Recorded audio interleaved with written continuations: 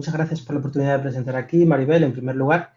Antes de empezar, quiero hacer un pequeño inciso. Los algoritmos que vamos a proponer y que estoy elaborando en mi tesis son, bueno, estamos enfocados sobre todo en la parte de inteligencia artificial y en los algoritmos en sí, que podrían aplicarse a distintos tipos de series, ¿no?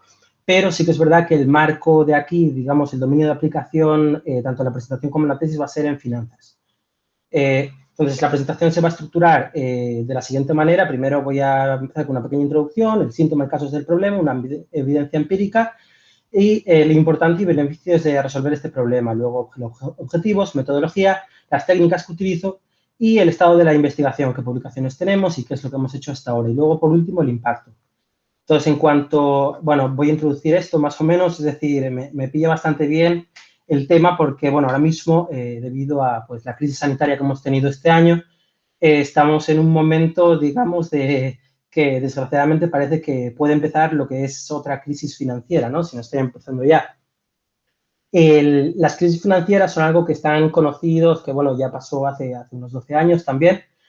Está conocido en finanzas como, bueno, una de las cosas que puede ocasionar esto es el cambio de régimen o cambio estructural, que es cualquier cambio que va más allá de las fluctuaciones de precios y de rentabilidades en los mercados usuales. Y esto hace que un inversor tenga que cambiar de estrategia, cualquier persona operando en la bolsa.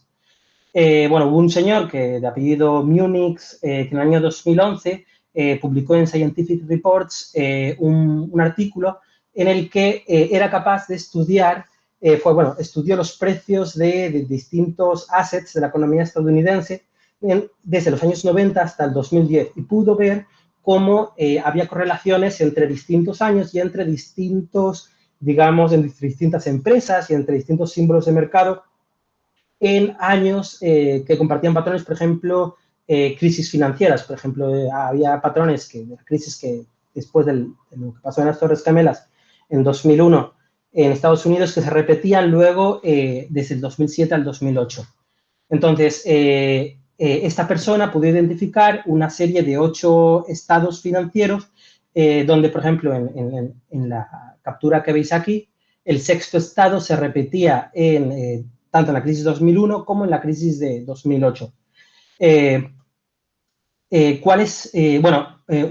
Esto sí que entonces, este problema realmente existe, pero realmente no hay ninguna metodología ni ninguna forma de automatizar el reconocimiento de un cambio de tendencia de este tipo, ni ningún cambio de régimen. Entonces, este es uno de los objetivos principales que tenemos en esta tesis, ¿no? Entonces, la importancia de resolver el problema es básicamente reducir la exposición financiera en los mercados, sobre todo cuando operamos en series de alta frecuencia como el high frequency trading. Por ejemplo, hoy en día en la bolsa en Estados Unidos, pues las empresas pues invierten cantidades ingentes de información ni siquiera utilizan modelos predictivos, es decir, ven tendencias al alza o a la baja rápido y básicamente por una condición de carrera intentan ganar y decir, sabemos que va a subir esto porque está subiendo y va a subir el segundo siguiente también, nos metemos al mercado ahora. Entonces, esta tesis lo que intenta es poder, de cierta manera, añadir algoritmos que estén siempre actualizados y que puedan pelear con estas, digamos, formas de proceder que tienen los mercados financieros a día de hoy, que ni siquiera buscan, es decir, ni siquiera tienen algoritmos predictivos como tal para tomar decisiones rápidas. Sí que lo tendrían, pues, por ejemplo, en decisiones diarias o en decisiones pues cuando van a nivel de minuto, pero cuando van a nivel de TIC, sobre todo debajo de segundo, pues no es el caso. Entonces, los objetivos, lo primero que queremos hacer es crear algoritmos de aprendizaje automático que mejoren el estado del arte en la predicción de tendencias, subidas y bajadas de precio en los mercados financieros.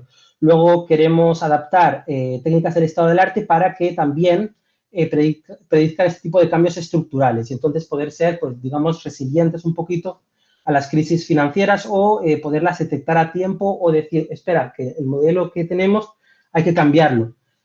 Y por último, el tercer objetivo es básicamente evaluar este tipo de algoritmos. Es muy complicado evaluar este tipo de cambios de tendencia en los mercados porque sobre todo cuando estamos hablando de cambio estructural es un problema que a día de hoy pues no está del todo resuelto y que puede ser tan fácil como un cambio de tendencia de subidas a bajadas en los precios o puede ser un tema mucho más abstracto. Entonces necesitamos, digamos, para tener, digamos, un enfoque base al que comparar y poder evaluarlo bien, necesitamos generar nuestras propias series sintéticas que tengan un proceso generador como en los mercados financieros y podamos usarlas para respaldar nuestro estudio.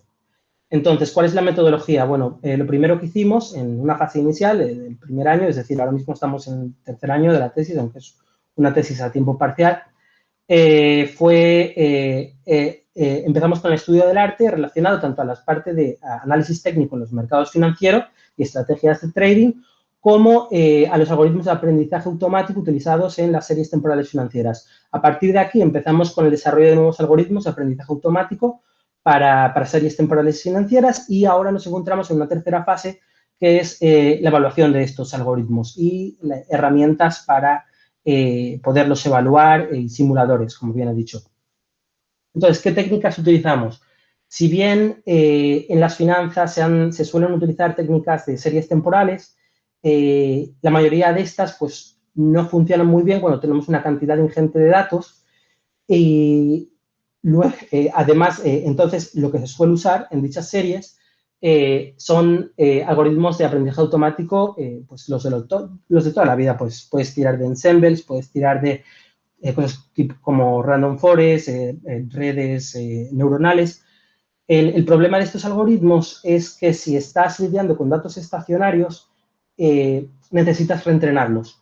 Es decir, por ejemplo, ciertos algoritmos secuenciales como las LSTMs, otros compañeros hoy han presentado, si puedes decir, vale, pues no pasa nada porque los entrenamos incrementalmente y seguimos pasando datos y entonces más o menos sigue aprendiendo lo nuevo. Sin embargo, aunque tengan ciertos mecanismos de olvido, estos algoritmos, aunque sean secuenciales, a la larga tienden a sobreajustarse. Entonces, nosotros nos basamos en una tercera rama, que son las técnicas de aprendizaje automático online o Incremental Machine Learning for Data Streams o Adaptive Machine Learning, dependiendo de dónde lo listen, hay varios nombres.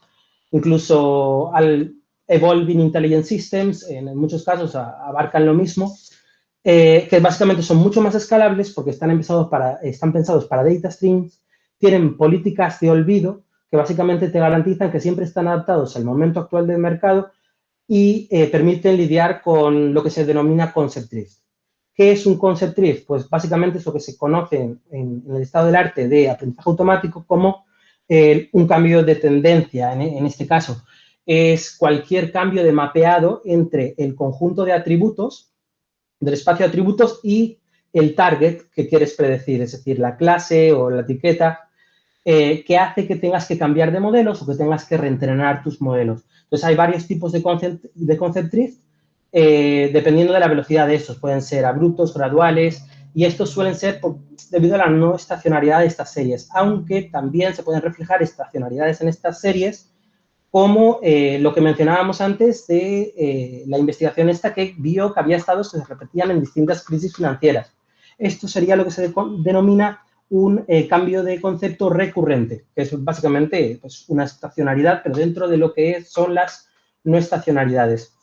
Entonces, ¿qué hacemos nosotros en esta tesis? Pues, bueno, como un mecanismo muy importante para la evaluación de nuestros conjuntos es que en vez de separar entre conjuntos de entrenamiento y testeo, que es lo que suelo hacer en aprendizaje automático, para que al final del conjunto de test los modelos ya no estén desactualizados, cosas que pueden pasar, por ejemplo, si estamos en un momento de cambio abrupto, por ejemplo, si la crisis ocurre en medio de tu test set, pues lo que hacemos es aplicar una evaluación frecuencial. ¿Qué es esto? Básicamente utilizamos todo el conjunto tanto para testear como para predecir. Y esto es básicamente lo que siempre se hace en el estado del arte, en este tipo de técnicas.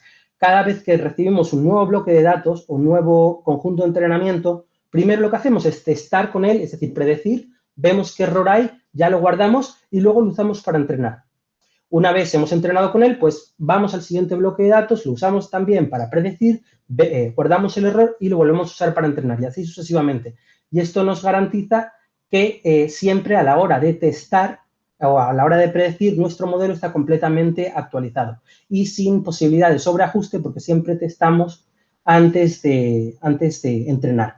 Entonces, lo que proponemos son, sobre todo, metaclasificadores. Es decir, básicamente, esta tesis se concentra en heurísticas de reemplazo de clasificadores, pero no nos centramos en algoritmos concretos. Es decir, tenemos ahora mismo un enfoque que lo que trata es de cambiar los modelos o empezar a entrenar a los modelos cada vez que empieza a detectar cambios en los datos. Y estos cambios básicamente son, tenemos ventanas deslizantes en los datos y según o bien entropía o intervalos de confianza, depende del algoritmo para la detección de cambios que utilicemos, nos dice si pues, estamos en riesgo de que haya ocurrido un cambio y entonces empezamos a entrenar un nuevo clasificador o bien ya ha ocurrido. Pues depende de, por ejemplo, el cambio de error de estos clasificadores, ¿no? A lo largo del tiempo.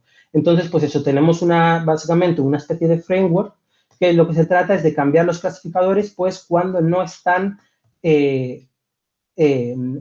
comportándose tan bien. Y además guarda ciertos clasificadores por si se pueden ser reusados en el futuro. Por ejemplo, si estamos usando datos de la crisis financiera de 2001, pues esperamos poderlos reutilizar en la de 2008 o en la actual. Entonces, ¿cuál es el estado de la investigación? Bueno, pues actualmente tenemos 2 publicaciones en el ámbito de la tesis y otra publicación relacionada, ¿no? 2 son bueno, las 3 son de impacto, 2 son en Q1, otra es en Q2. Y, bueno, la primera es una incrementalización que hicimos sobre el algoritmo Super Vector Machines que pudimos digamos, ejecutar el algoritmo en 1/3 del tiempo que se suele ejecutar gracias a incrementalizarlo, es decir, bueno, pusimos algoritmos para hacer resúmenes de los datos y, pues, digamos, íbamos pasando los datos progresivamente. Hicimos 2 versiones, las 2 versiones funcionaban, no había, es decir, ninguna diferencia entre ambas en temas de resultados, simplemente unas funcionaban mejor cuando había muchas más recurrencias y las otras, pues, funcionaban mejor cuando los datos eran altamente no estacionarios. La segunda contribución que hicimos ya fue mucho más centrada en la parte de High Frequency Trading y a niveles de segundos en la bolsa, pues hicimos